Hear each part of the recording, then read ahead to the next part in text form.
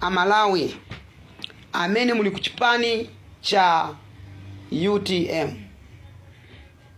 Chipani cha UTM mu chaka cha 2025 sichilowa muboma chifukwa choti mwamupondereza Mai Patricia Kaliati amene amachedwa president of the administration.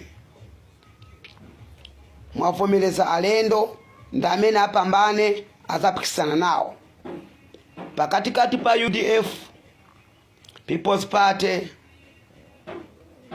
Alliance Afford, DPP pasipani followers achina chita kulowa muboma UTMI chifukwa muwapanga katangale kulandira ziphuphu kuti wina akhale pampando kumwamba kwa yankhula.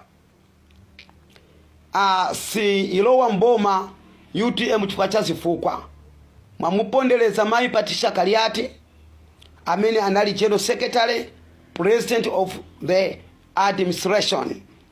Ndinakuwuzani kuti Mulungu wayankhula kuti Mai Patricia Kaliati akhale president, koma maudindo ang'ono awa ndi amene mutali mupikisane pakuti mwamuderera Mai Patricia Kaliati kumwamba kukuti Live, share, Malawian cameras, right.